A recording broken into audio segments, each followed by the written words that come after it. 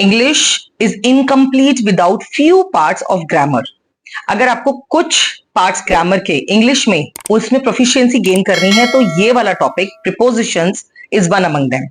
Prepositions में जो confusions हैं in, on, at, above, below, over, under, ये इतने ज्यादा होते हैं कि once when we are writing और इधर we are speaking we don't know which one to use. You have to be in habit of using correct word at the right place. So let's understand few of the confusions, rectify them and make our English impressive. Let's ignore the confusion of in and into. अब in और into का क्या difference है? In का मतलब भी अंदर है, into का मतलब भी अंदर है. बहुत ही thin line difference होता है, लेकिन वो difference reflect होता है. In का मतलब होता है once when a thing is already in, means for there is a room and there is a chair inside the room. So you will say the chair is in the room. But if I'm saying that please put this chair in the room, so you will say, or either I will instruct, kindly put this chair into the room. Means आपको ये chair यहां से उठाकर अंदर लेकर जानी है. तो आपने difference notice किया? इन मीन्स ऑलरेडी स्टेशनरी कंडीशन में है. स्टेशनरी का मतलब स्टिल, वहां पर उसको कोई मूवमेंट नहीं है, उसके पास उसको कोई हिला नहीं रहा है, उसको प्लेस उसका चेंज नहीं कर रहा है. लेकिन अगर किसी रूम में कोई चीज बाहर से अंदर लाई जा रही है या अंदर से बाहर लेकर जाई जा रही है तो आप इन साइड के लिए जब अंदर के लिए यूज करेंगे you will say in to the room. I am entering in to the hall. I am going in to the hall. We are moving inside the room या इनटू द रूम. इस तरह से जब कोई movement होगा तो into use होगा. अगर ऑलरेडी कोई चीज किसी चीज के अंदर है, रूम के अंदर है, कवर्ड सराउंडिंग्स के अंदर है, तो आप इन यूज करेंगे. सिमिलरली यही कंफ्यूजन ऑन एंड अपॉन का भी है और बिल्कुल यही फॉर्मूला उस पर भी फिट होगा. If a thing is already on a surface और on a touching anything and it is kept on it already, stationary position, कोई मूवमेंट नहीं है, उसके ऊपर रखी है. Like if it is a pen, it is kept on the table. But if I am saying please keep this pen upon the table, यानी कि movement. Again कोई चीज यहां से उठाकर यहां पे रखने के लिए हम लोग यूज करेंगे upon.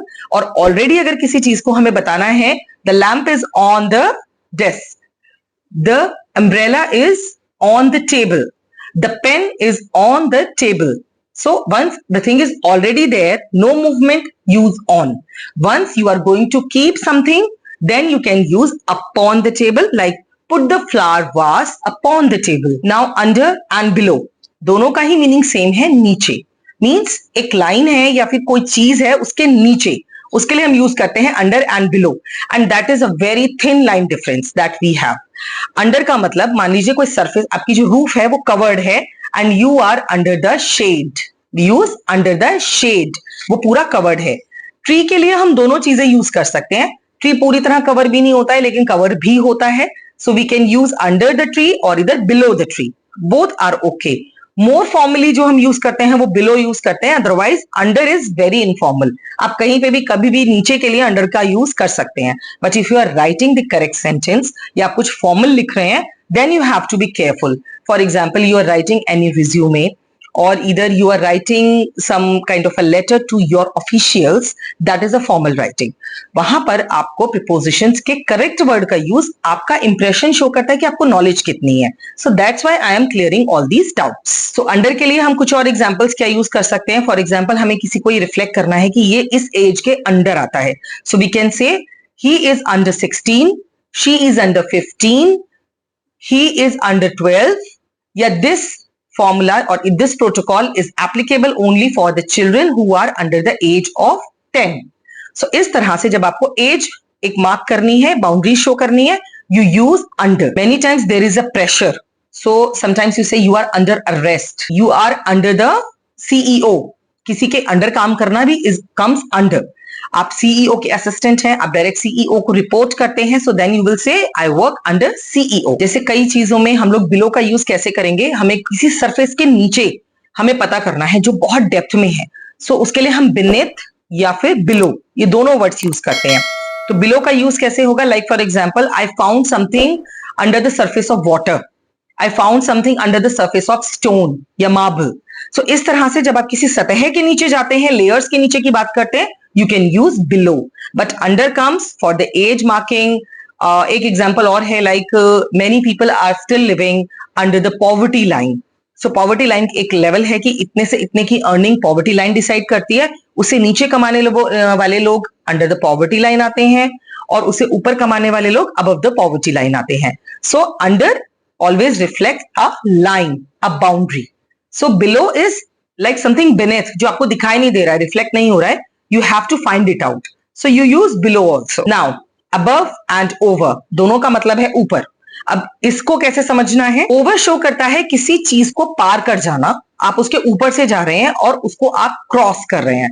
For example the plane is going over the city, तब आप ओवर यूज करेंगे क्योंकि बहुत सारी सिटीज को एरोप्लेन क्रॉस करता है. You are crossing the boundary, like fences होती हैं गार्डन में, उसको मान लीजिए आपको क्रॉस करना है. सो यू विल से ही जम्प्ड ओवर द फेंसेस, वो फेंसेस के ऊपर से कूद गया. सो इस तरह से जब आपको एक साइड से दूसरी साइड का मूवमेंट शो करना है, लोकेशन शो करनी है और उसमें मूवमेंट है, उसको क्रॉस करना है, वी यूज ओवर. अबव का यूज होता है सिर्फ लोकेशन के लिए, जो ऑलरेडी लोकेशन पर है, जैसे कि ऊपर है, अबव ऊपर के लिए यूज होगा तो ऊपर ही होगा. Like look at the clouds above. अब क्लाउड्स आपके सर से नीचे नहीं आएंगे, they will be above at least.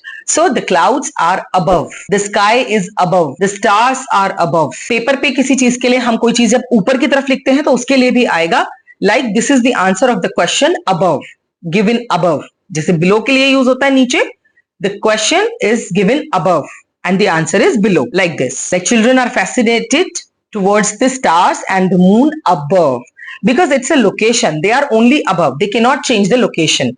So above हम यूज करेंगे for the location के लिए और over हम यूज करेंगे when we are showing movement from one place to another but it is crossing something, then we will use over.